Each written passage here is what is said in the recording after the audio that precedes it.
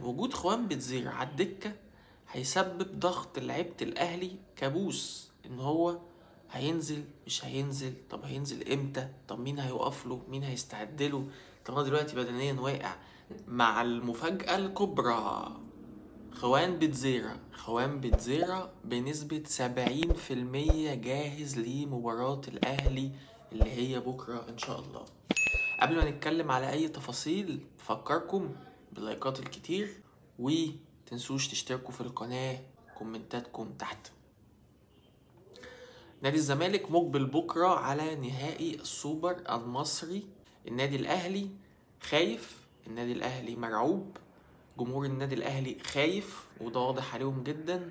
مجلس إدارة النادي الأهلي خايف من فكرة إن دي أول بطولة هتطير منه في العهد الجديد. طبعا العهد ده هيبقى طويل قوي،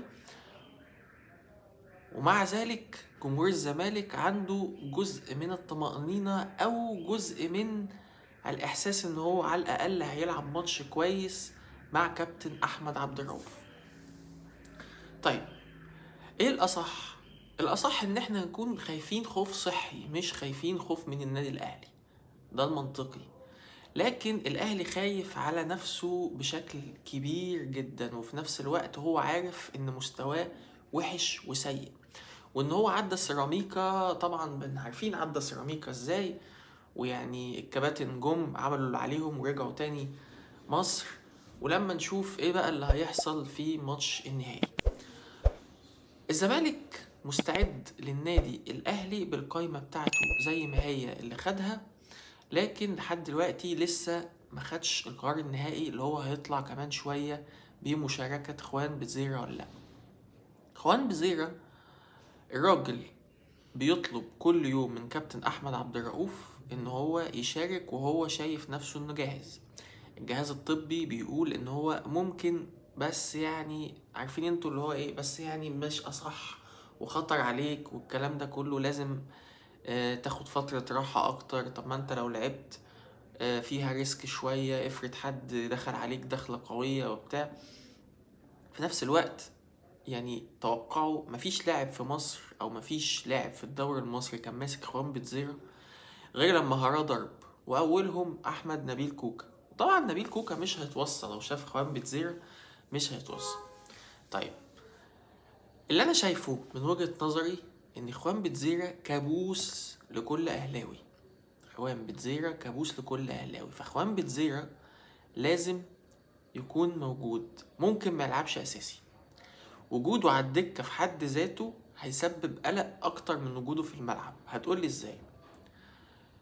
خوان بتزيرة لو نزل اول الماتش وهيطلع الشوط التاني مثلا، خوان بتزيرة لما ينزل اول الماتش بدنيا لعيبة الاهلي هتكون مستعداله تمام، احنا مستعدين ليه، ونبيل كوكا هيضربه في الخلفية من ورا، ممكن مكان الشد بالظبط يعني عشان يصيبوا تاني، عادي هيكونوا مستعدين ليه. لكن لعبة الأهلي بدنيا واقعة، والله لعبة الأهلي بدنيا واقعة، وريبيرو كان عامل معاهم الصح.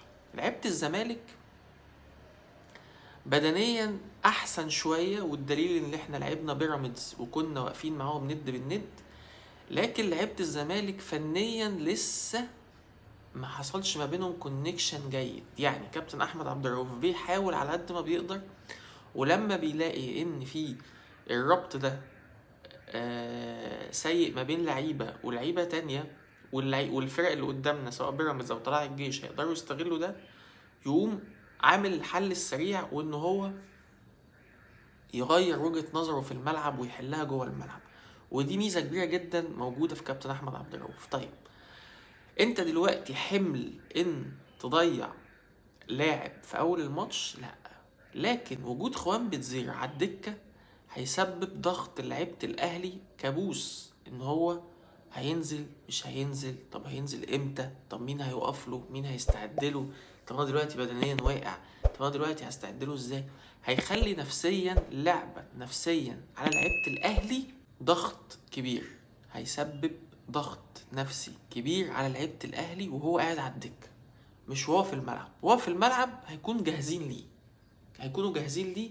واسهل حاجة بيعملها اي لاعب مصري مع لاعب محترف وحريف ومهاري جدا، اضرب فيه، شلت فيه، حجمه. طب حجمه باللعب، اقطع منه الكورة، لا شلت فيه.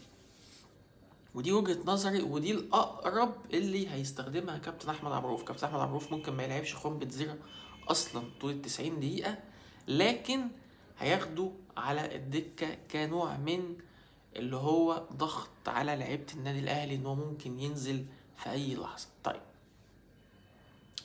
الزمالك جاهز ازاي للنادي الاهلي؟ الزمالك جاهز للنادي الاهلي بدايه من حراسه المرمى، محمد صبحي رجع ومحمد عواد موجود. كابتن احمد عبد الرؤوف اصر على ان محمد عواد هو اللي يفضل قائد حراسه مرمى نادي الزمالك، وهو اللي يكون جاهز لده.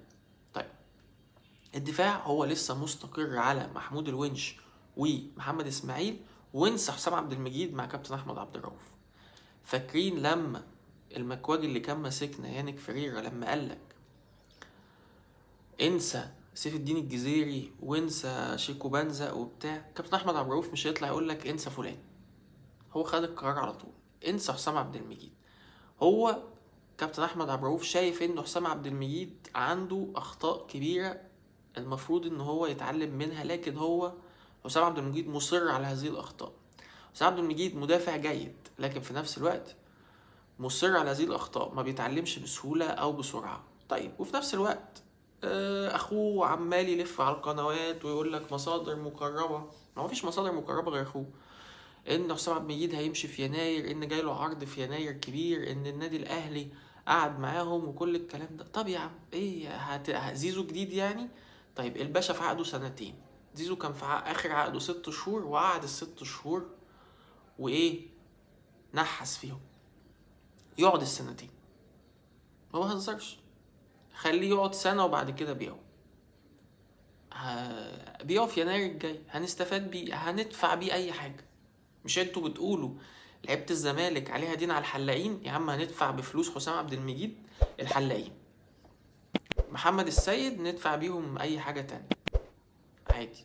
عارف انت اي حاجة، البتاعات اللي بيلبسوها تحت التيشيرتات دي هاتوا بفلوس بيع محمد السيد البتاعات اللي بيلبسوها تحت التيشيرتات دي، احسن واهون واكرم لينا بكتير. فده نفسه هيبقى خط الدفاع.